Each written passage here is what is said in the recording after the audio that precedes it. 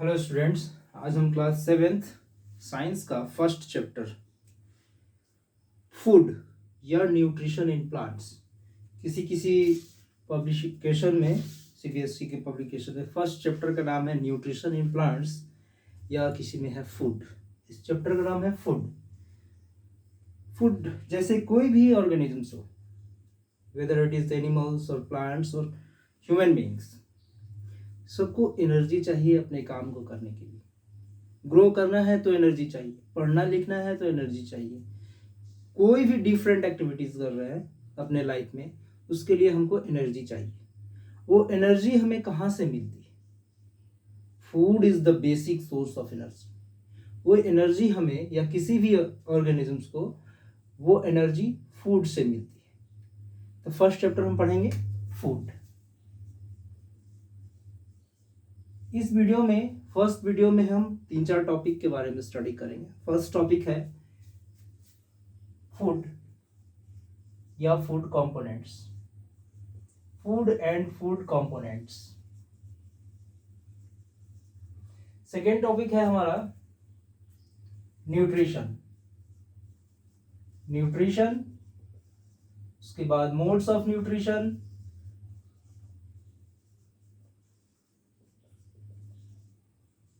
on the basis of food habit, types of animals or organisms, depending on food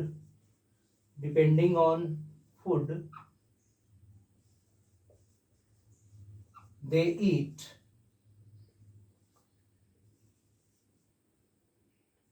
types of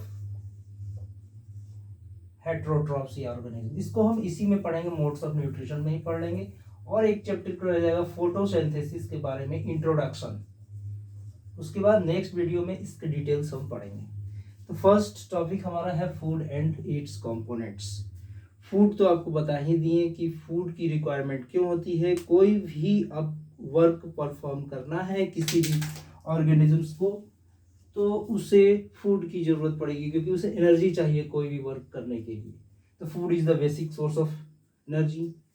plants को भी energy चाहिए, बहुत ही कम energy चाहिए। Plants ऐसे organisms हैं, ग्रीन प्लांट्स जनरली, जो फूड प्रोड्यूस करते हैं, खुद ही प्रिपेयर करते हैं फूड। और फूड कंपोनेंट्स आप प्रीवियस क्लास में भी पढ़े हो। फूड कंपोनेंट्स कौन कौन से हैं जो फूड में वैसे हमको न्यूट्रिएंट्स मिलते हैं। जैसे फूड कंपोनेंट्स क्या क्या हो गए? कार्बोहाइड्रेट्स,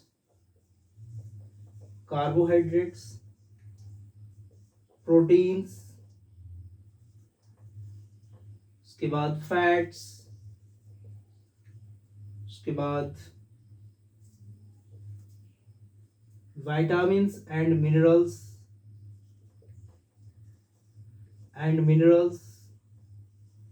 और एक फूड कंपोनेंट रफेज आता है। ये कहाँ से मिलते हैं कार्बोहाइड्रेट्स? कौन कौन से फूड से हमको कार्बोहाइड्रेट्स मिल सकते हैं जो जनरली थोड़ा जिसमें मीठापन हो किसी भी फूड में, जैसे राइस, पोटैटो, व्हीट, इनसे ये कार्बोहाइड्रेट्स मिलते हैं। प्रोटीन्स किससे मिलेगा? प्रोटीन, ये कार्बोहाइड्रेट से हमें क्या मिलती है? एनर्जी। प्रोटीन से हमें क्या मिलेगा? It is a body building food. इससे हमारा बॉडी बिल्ड होता है, बिल्डअप होता है, ग्रो होता है, सेल्स हमारे बनते हैं तो हमारा बॉडी विकसित होता है, डेवलप होता है। तो प्रोटीन किससे मिलेगा? दाल, सोया, मिल्क वगैरह से प्रोटीन्स मिलेंगे, जिससे हमको क्या, it is a body, cells हमारा रिपेयर भी होता है। अगर हमें चोट वगैरह कहीं लग जाती है, हमारे सेल डेड कर जाते हैं, तो रिपेयरिंग का काम हमारा प्रोटीन ही करता है। रिपेयरिंग सेल्स या गो बॉडी को डेवलप करता है। फैट्स क्या है? एक तो ये भी एनर्जी का ही सोर्स है, जो स्टोर रहता है हमारे शरीर में एक्स्ट्रा एनर्जी के फॉर्म में, फैट्स के रूप में। ये किससे में? जनरली ऑयली चीज जो होते हैं, ऑयल, घी, बटर, मीट वगैरह से ये हमको फैट्स मिलेंगे। ये इससे भी हमें एनर्जी मिलती है in case of emergency situation. Vitamins, vitamins किससे मिलेगा आपको? विटामिन्स और मिनरल्स हमको मिलते हैं इससे, फ्रूट्स एंड वेजिटेबल्स। कोई फ्रूट्स एंड वेजिटेबल्स जो हम लेते हैं उससे हमें विटामिन्स एंड मिनरल्स मिलते हैं। विटामिन्स और मिनरल्स से हमें क्या फायदा होता है? हमको किसी भी बीमारी से लड़ने में विटामिन्स या मिनरल्स हेल्प करते हैं। Help to fight against diseases, roughage, roughage हमारा फूड कंपोनेंट है, इससे हमें कुछ मिलता नहीं है।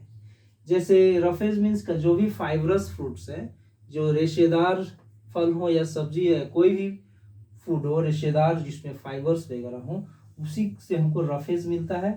ये जनरली जैसे मैंगो वगैरह से हमको रफेज, सलाद जो खाते हैं हम लोग ना, ककम्बर वगैरह, टमाटो वगैरह, तो उसी को, उससे हमको रफेज मिलता है। रफेज क्या करता है? रफेज ये डाइजेशन में हेल्प करता है, उससे हमारे बॉडी को कुछ न्यूट्रिएंट्स नहीं मिलते हैं, हमारे बॉडी को इससे न्यूट्रिएंट्स नहीं मिलता। ये सारे जो फूड कंपोनेंट्स है ना, इसको डाइजेस्ट करने में हमारे बॉडी का हेल्प करता है। तो सलाद वगैरह या फाइबरस फ्रूट्स लिख सकते हैं, फाइबरस फूड ये करता है। जैसे ज़्यादा खा लेने से कब्जियत आ जाती है, कॉन्स्टिपेशन हो जाता है पेट में, तो कॉन्स्टिपेशन को दूर करने के लिए या फूड को अच्छे से डाइजेस्ट करने में रफेज हमारा हेल्प करता है, हेल्प्स इन डाइजेशन और प्रिवेंट कॉन्स्टिपेशन। अब अगला टॉपिक है हमारा न्यूट्रिशन। न्यूट्रिशन मीन्स पोषण। पोषण मीन्स ये जितने सारे न्यूट्रिएंट्स मिले हमको कहाँ से मिले? फूड से मिले। और जो भी ये न्यूट्रिएंट्स मिले, इन न्यूट्रिएंट्स का मीन्स इस फूड का सही से यूटिलाइजेशन करना, सही से उपयोग करना और अपने डिफरेंट एक्टिविटीज में एनर्जी को बनाना, उसी को कहते हैं न्यूट्रिशन। क्या न्यूट्रिशन का डेफिनेशन क्या हो सकता है? Taking food and its utilization by our body in creating energy। देखिए ऐसे डेफिनेशन लिख सकते हैं न्यूट्रिशन का। The process of taking food and its utilization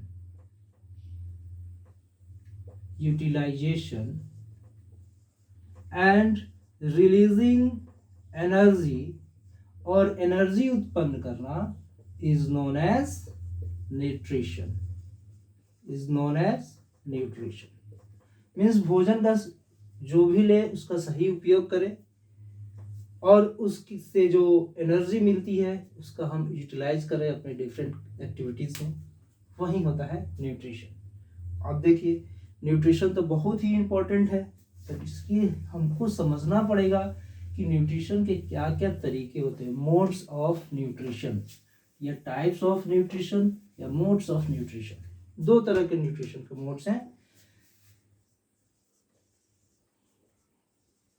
एक है हमारा ऑटोट्रॉफिक,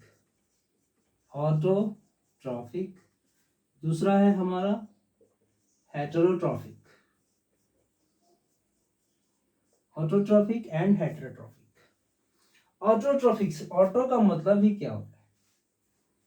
ऑटो का अर्थ ही होता है खुद से, सेल्फ, ऑटोमेटिक, खुद से, मीन्स जो सेल्फ खुद से अपना फूड प्रिपेयर करते हैं, किसी दूसरे ऑर्गेनिजम्स पर डिपेंड नहीं रहते हैं, वैसे ही न्यूट्रिशन के प्रोसेस को हम ऑटोट्रॉफिक न्यूट्रिशन कहते हैं। और इसमें जो ऑर्गेनिज्म शामिल होते हैं, मीन्स ऐसे ऑटोट्रॉफिक न्यूट्रिशन करने वाले ऑर्गेनिजम्स को हम ऑटोट्रॉफ्स कहेंगे। इसमें आपको सभी ग्रीन प्लांट्स आ जाएंगे, सभी ग्रीन प्लांट्स और छोटे बैक्टीरिया आ जाएंगे इसमें ऑटोट्रॉफिक न्यूट्रिशन में। और ये क्या कहलाएंगे सभी ग्रीन प्लांट्स? ऑटोट्रॉफ्स। ऑटोट्रॉफ्स में क्या होता है? ग्रीन प्लांट्स खुद से फूड प्रिपेयर करते हैं by the process of photosynthesis. Photosynthesis को हम नेक्स्ट वीडियो में डिटेल्स में पढ़ेंगे, क्लोरोफिल वगैरह, स्टोमेटा, सब कुछ डिटेल्स में पढ़ेंगे। इसमें बस ये समझिए कि इंट्रोडक्शन क्लास वीडियो है, फर्स्ट पार्ट है ये ग्रीन प्लांट्स। और हेट्रोट्रॉफिक मीन्स क्या? मीन्स डिपेंडेंसी, वो खुद से अपना फूड प्रिपेयर नहीं कर सकते हैं, दूसरे ऑर्गेनिजम्स पर अपने फूड के लिए डिपेंड रहते हैं। उनको वैसे न्यूट्रिशन को हम हेट्रोट्रॉफिक न्यूट्रिशन कहते हैं। और जिस ऑर्गेनिज्म में, जिन जीव जंतुओं में ये न्यूट्रिशन होता है हेट्रोट्रॉफिक न्यूट्रिशन, वैसे ऑर्गेनिजम्स को हम हेट्रोट्रॉफ्स कहेंगे।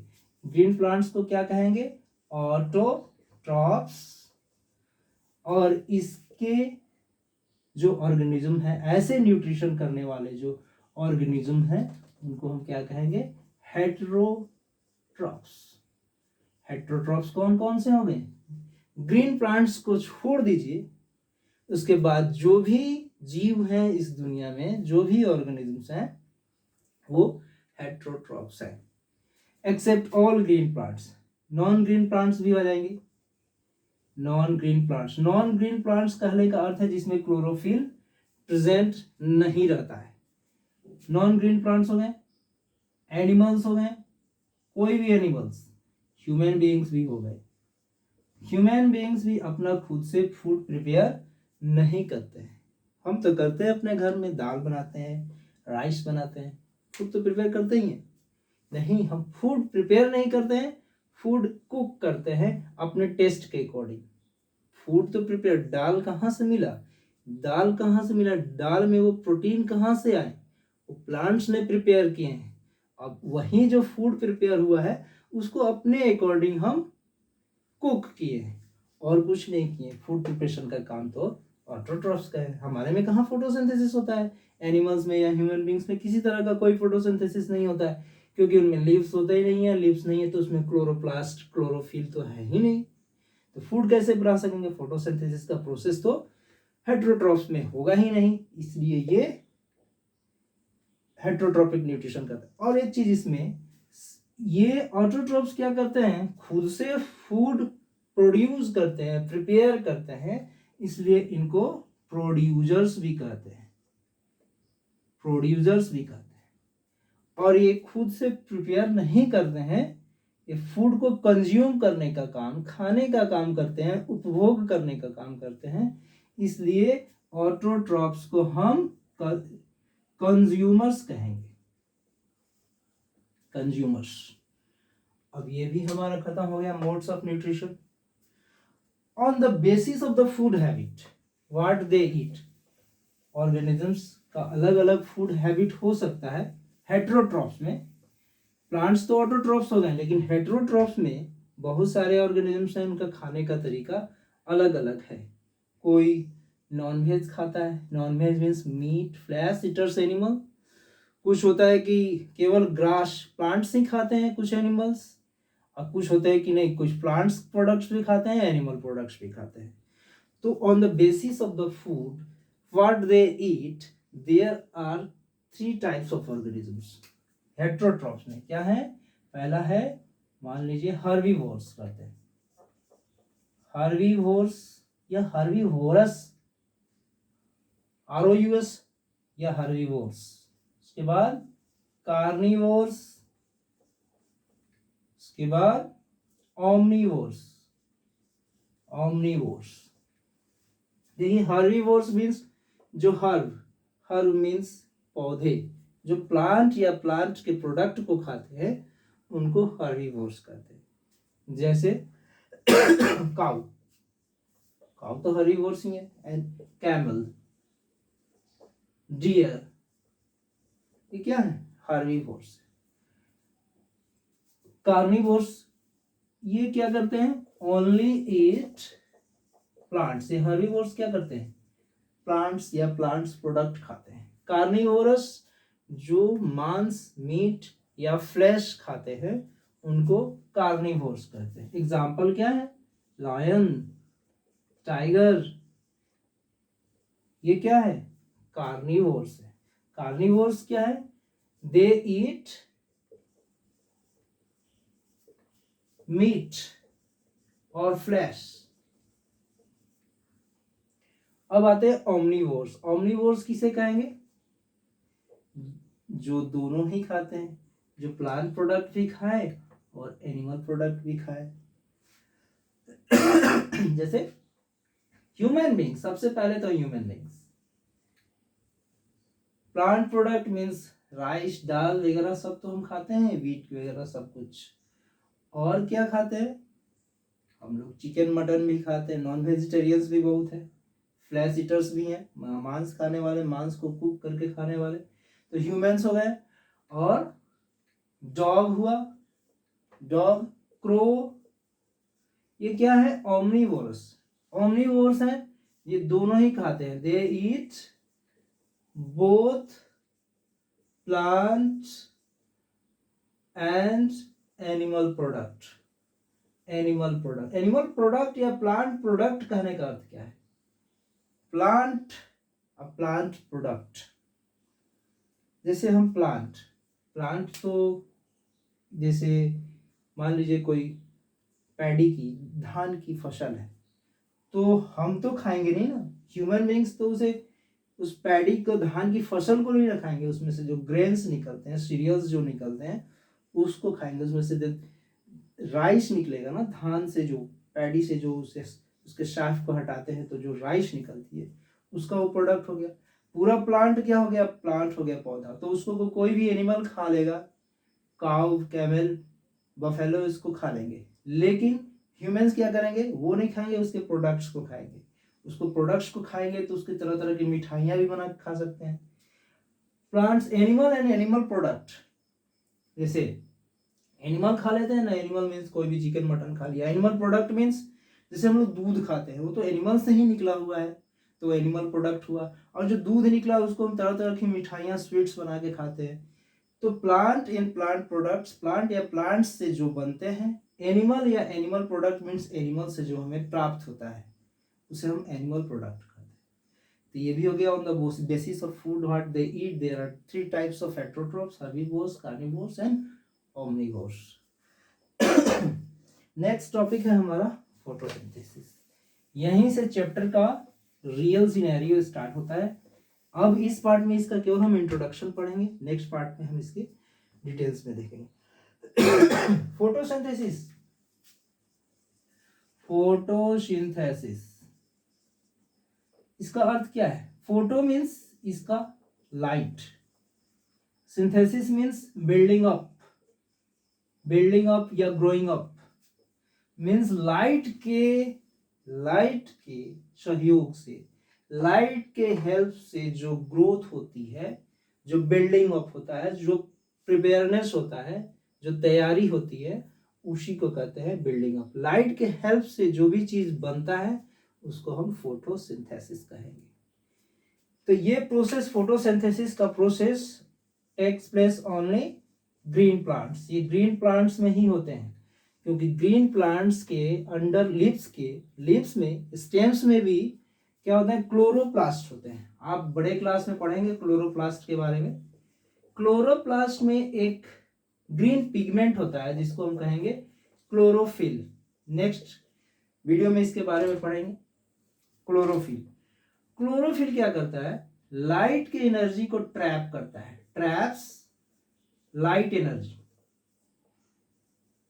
एनर्जी, सनलाइट की एनर्जी को ट्रैप करता है, सनलाइट की एनर्जी को वो अवशोषित कर लेता है, पकड़ लेता है, मीन्स एब्जॉर्ब कर लेता है।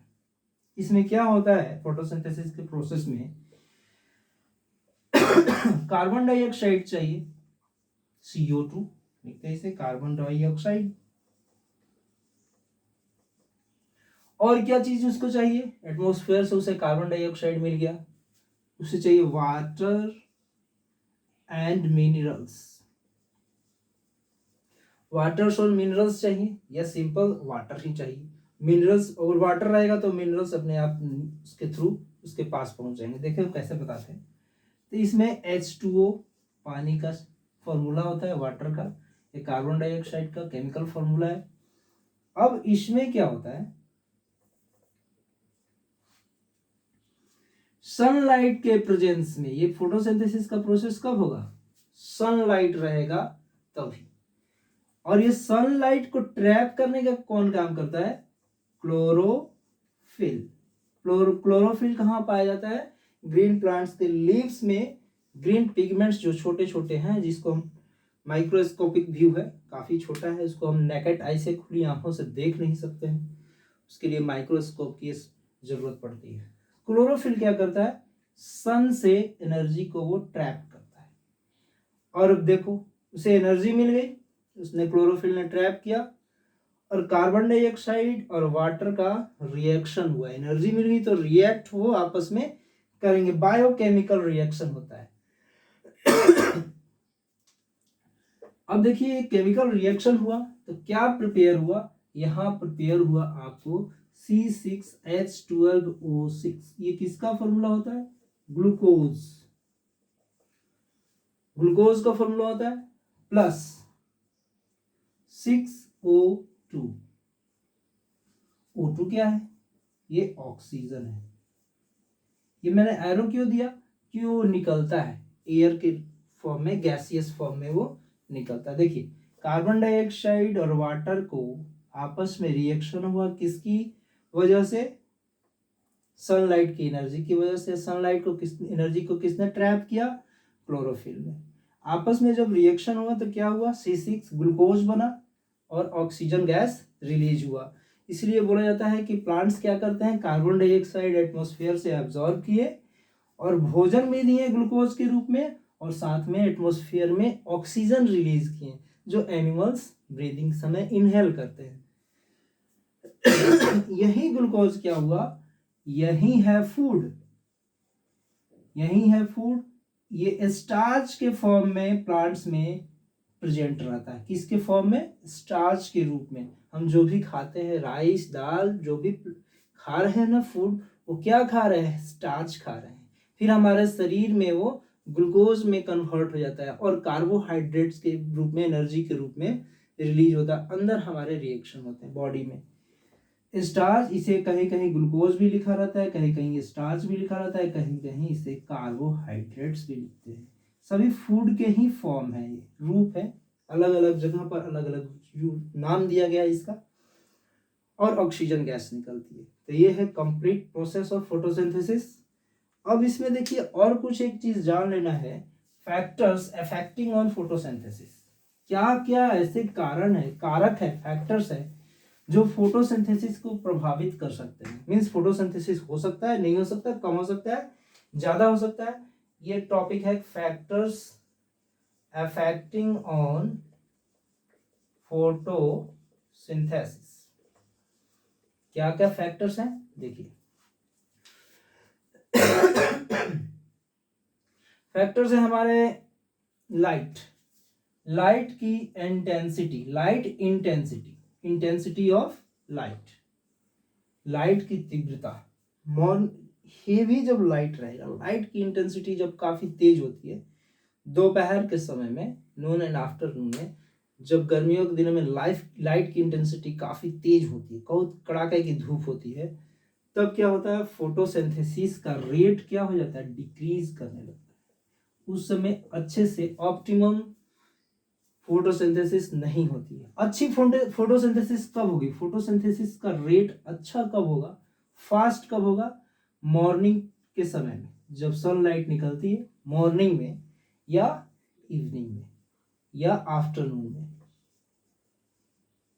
जब जो दोपहर का समय होता है उसमें लाइट की इंटेंसिटी काफी तेज हो जाती है, जिसमें क्या होता है, प्रोटीन्स के एंजाइम्स ज्यादा सिंथेसाइज कर नहीं पाते हैं हेवी लाइट की वजह से, हेवी टेम्परेचर की वजह से।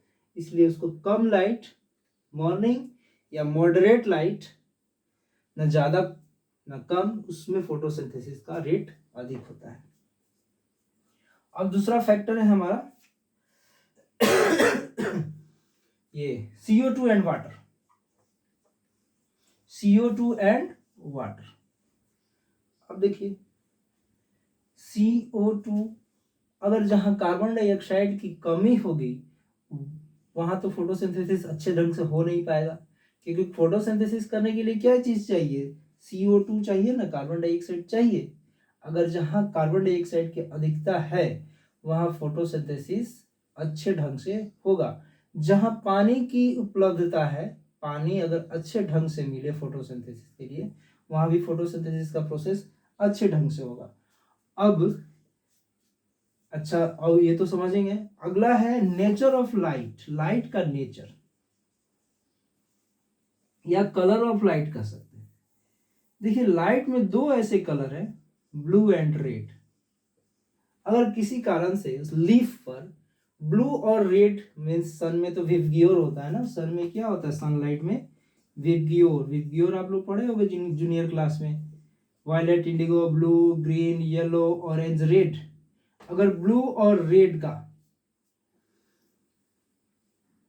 रेड लाइट इस लीफ पर ज्यादा पड़ रही है तो क्या होता है, उस समय फोटोसिंथेसिस का रेट ज्यादा होता है। बाकी लाइट्स जब पड़ेंगी तो फोटोसिंथेसिस का रेट कम होता है। अब नेचर ऑफ लाइट भी हो गया, और एक फैक्टर है टेम्परेचर। देखिए टेम्परेचर ये भी वही चीज है जैसे सनलाइट की बात हो रही थी। टेम्परेचर अगर खूब ज्यादा हो या खूब कम हो, 0 to 10 डिग्री सेल्सियस, ये कम टेम्परेचर है, ठंडा का टेम्परेचर है ये, इसमें फोटोसिंथेसिस डिक्रीज करेगा। अगर 10 to 20 डिग्री या 25 डिग्री तक हो तो इसमें ही अच्छा गुड परफॉर्मेंस होगा, फोटोसिंथेसिस का अच्छा परफॉर्मेंस होगा। अगर फिर higher temperature means more than 30 और 40-45 डिग्री तक चला जाए, तब फिर क्या होती है, फोटोसिंथेसिस डिक्रीज करने लगता है। लेकिन ये जरूरी नहीं है हमेशा ऐसे ही हो, ये प्लांट टू प्लांट वेरी करता है। जैसे ठंडे के समय में वीट होता है और गर्मी के समय में, रेनी सीजन में पैडी होता है। तो पैडी अच्छे टेम्परेचर में पानी उसको मिले तो अच्छे से ग्रो करता है, तो वहां तो ये मतलब कि अप्लीकेबल नहीं है। ठंडा में 0 to 10 डिग्री सेल्सियस, उस समय दिसंबर में महीने में वीट के फसल काफ़ी ग्रो कर जाते हैं, तो उसमें तो ठंडक अधिक पड़ती है। जनवरी में ठंडक अधिक पड़ती है, तभी वीट इजीली ग्रो करता है, फूड प्रिपेयर करता है। तो सभी प्लांट्स के लिए ये एप्लीकेबल नहीं है, ये इसकी लिमिटेशंस हैं कुछ। और भी कुछ फैक्टर्स हैं, जैसे उस प्लांट के लीफ कैसे है। उस प्लांट का लीफ अगर पुराना है, ओल्ड है, काफी ओल्ड हो चुका है उसका लीफ, तो उसमें फोटोसिंथेसिस का रेट कम होगा। अगर नया लीफ है तो उसमें फोटोसिंथेसिस का रेट ज्यादा होगा। क्लोरोफिल का लेवल कितना है, अगर क्लोरोफिल उस लीफ में ग्रीन पिगमेंट्स ज्यादा पाए जा रहे हैं तो उसमें फोटोसिंथेसिस अच्छे से होगा। फिर लीफ का स्ट्रक्चर कैसा है, लीफ कोई कोई पतले पतले होते हैं, कोई कोई चौड़े चौड़े होते हैं। क्या चौड़े पत्ती होंगे तो इसमें क्लोरोफिल की संख्या अधिक होगी, तो इसमें फोटोसिंथेसिस का प्रोसेस तेज होगा। ये छोटे छोटे पत्ते हैं, इसमें क्लोरोफिल का नंबर्स कम होगा, तो फोटोसिंथेसिस का रेट भी कम होगा, डिक्रीज होगा। तो ये थे factors that affects on the rate of the photosynthesis. Next video हम देखेंगे फोटोसिंथेसिस कैसे होता है, स्टोमाटा, क्लोरोफिल वगैरह में कैसे आते हैं जाते हैं, कहाँ गैसियस एक्सचेंज होता है, उसके बारे में डिटेल्स पढ़ेंगे। अगर यहाँ कुछ छूट भी गया होगा तो उस सेशन में हम डिटेल्स में पढ़ा देंगे। Okay, thanks.